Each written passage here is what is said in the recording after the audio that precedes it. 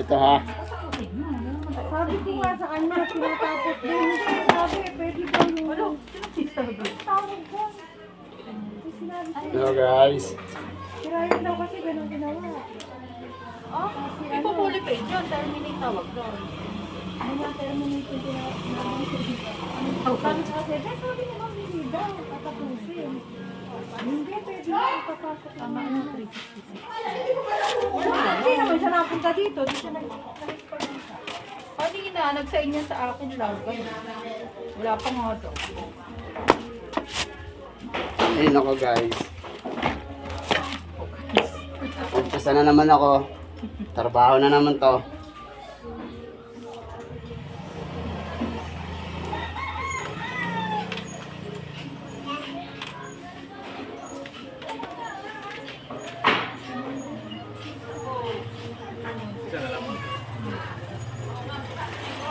Ano lang, yung nagpadala ko kanina.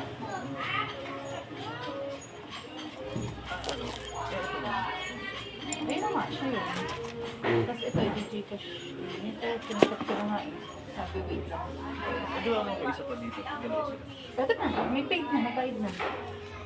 Ah, kanila pareho yun. Hindi, ito, yun ang bayad. Ito yun. Ito yun.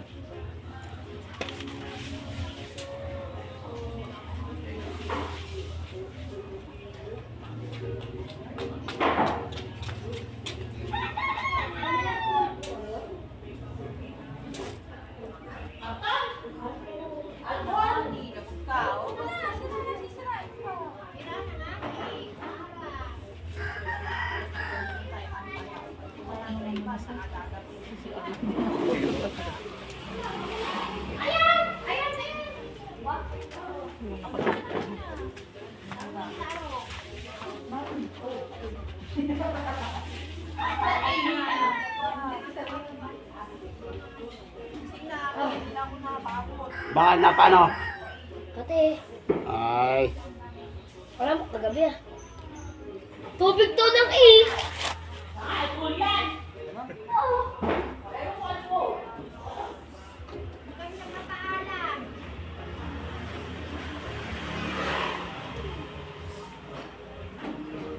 Guys, nakikita nyo ha. Shoutout nga pala kay Herminia Vico, kay Rosauro Vico, kay Randy Dade, at kay Parang Joel. Shoutout nga pala sa mga namimiwas dyan sa Puntod.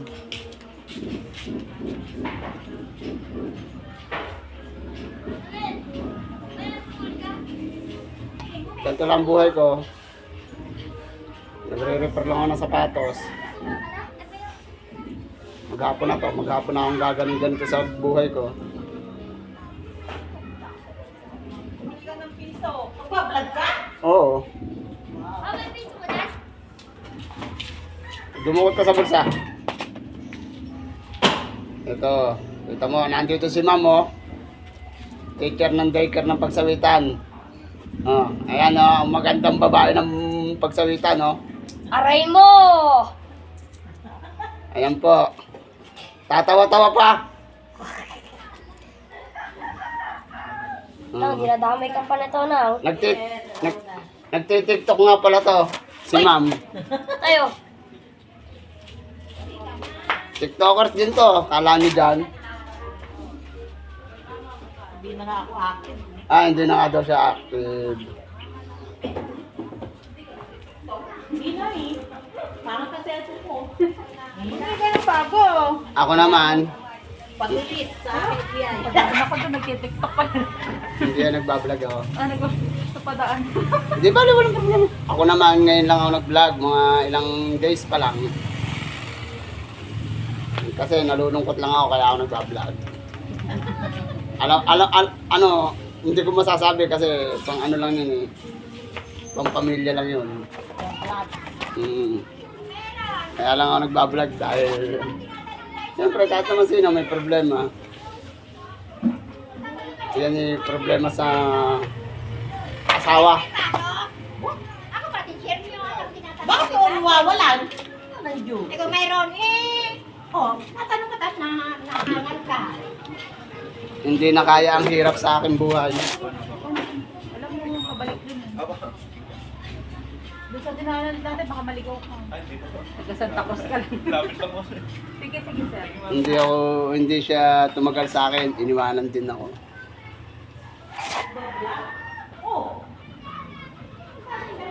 Kaya ito, malungkot ang buhay ko. Nagpapakasaya na lang kasi naiisip ko bawat sulok ng bahay ko, kaya kailangan sa labas lagi. Naiisip ko siya. Mahirap palang iwanan ng asawa, no? Lalo 20 years na kayong kasal. Napakahirap, napakasakit. Hindi mo alam kung saan ka, kung anong gagawin sa buhay mo. Kaya nililibang ko lang sarili ko. Eh, may anak kasi ako, pero kung ako'y walang anak, baka nasa langit na rin ako. Kaya lang, siyempre, ang isang taong may anak, iniisip yung mga bata eh. Iniisip yung asawa, kung babalik pa ba sa'yo o hindi na. Kasi wala naman kaming usapan na ano eh, basta kami na ano lang ako. Nung iniwan lang ako, niyapos, pinalkan. Ganun lang. Pagkatapos, ang sabi niya sa akin, ingatan mo sarili mo. Ganun lang. Ganun lang sinabi sa buhay ko.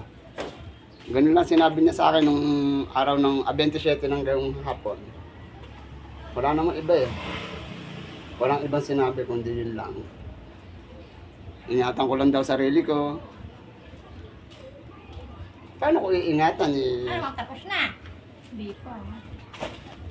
Kaya pa naman. Day na lang. Paano ko iingatan ang sarili ko kung wala naman siya, di ba? Eh, kahit naman sino, kahit sino masasaktan sa ginawa niya. 2 beses nang ginawa niya sa akin yan eh. Ano eh? Inulit na naman ang ginawa. 2 beses nang ginawa niya sa akin yan. Nung una, nabuntis siya ni Jeff Anyunebo. Ngayon, eto naman ngayon. Umulit siya. Si Jeff Dakuskus naman ang dumali sa kanya. Paano na kaya yun? Bakit naman si Jeff, pakukot, pakatkat. Sana tamaan siya ng ano ng Panginoon Diyos, hindi na ako. Ang Panginoon Diyos na lang ang humusga sa kanya. Hindi naman ako gaganti. Diyos na lang, pababayaan ko na lang siya. Para sa akin, ang Panginoon Diyos na lang. Kasi kawawa naman ang anak ko kung ako'y makukulong din. Kaya mas maganda pa, ang Panginoon na lang. Doon na lang ako sasandal sa kanya. Mas maganda pa. O, pasok. Di ba? Eh, eto na nga lang eh, oh. Kahit hindi pa ako ari magtrabaho, magtatrabaho na ako eh. Bawal pa ang tumarbaho. Kaya ito, Talagang baon na, may flat na. May tinapay pa. Mamaya, ubos na yan. oh, Ubos na yan. tamo si Ate Dalit, ang ingay oh. Alam na ako yung nagsasalita, di ba? Ang ingay eh. Ang dali na, pamarianda niyo naman. Sino naman kausap mo dyan? Nag-vlog siya. Naka-video nga, Ay, Diyos ko po, Day. Patawarin ka ng Lord. Ano? Ikaw ba'y uuwi o hindi na? Walang niya ka, kaya pala yung nag-vlog, pauwiin mo. Kung hindi ka na uuwi, magsisisi ka sa bandang huli. Pagyaman ko, kawawa ka. Tandaan mo yan. Kaawa-awa ka.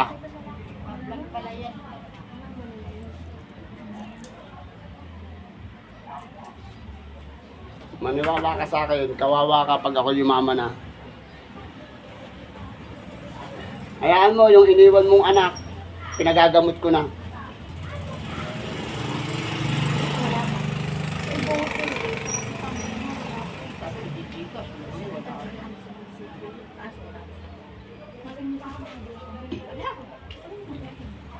Ma'am,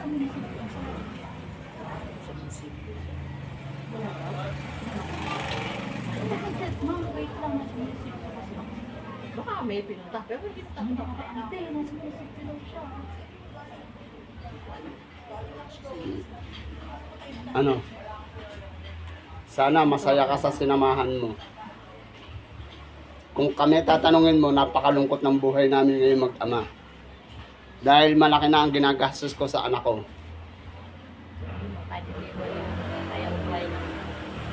Kaya tandaan mo, kahit ikay wala, mabubuhay kami mag-ama.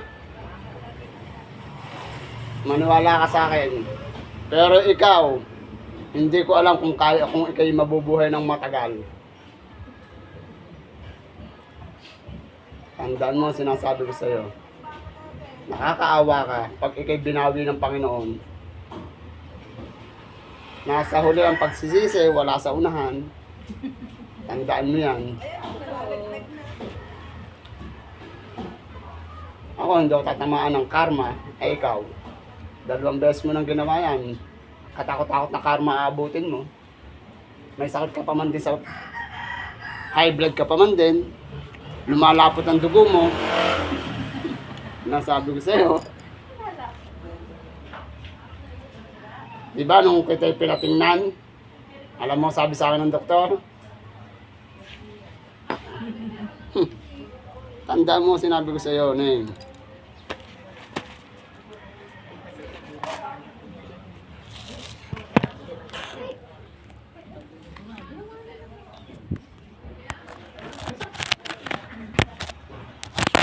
Ay, patay kang bata ka.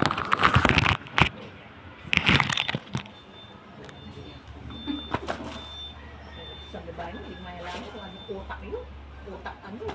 Kaya ako, pag ako ang tatanungin mo, Diyos ko po, Lord.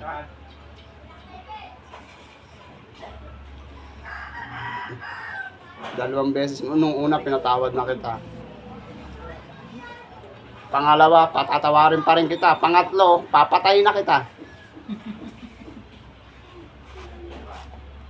Papatayin lang kita sa takot. Hindi naman papatay ako ng tao. Dahil may takot ako sa Panginoon.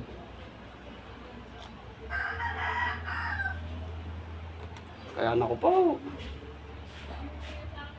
Hanggat maaga, magsisi ka na. Huwag kang maniwala sa mga sabi-sabi, lalo na sa magulang mo. Sino pipiliin mo? Ay katulad ng magulang mo, oo. Magulang mo yan eh. Kaya lang, habang buhay mo ba siyang makakasama? Di ba hindi? Samantalang ang anak mo habang buhay mo makakasama hanggat ikay buhay. Sino tutulong sa'yo pag nawala na ang mga magulang mo? Alangang pantulungan ka ng kapatid mo. Ay may kanya-kanyang pamilya yan. Isipin mo naman yun.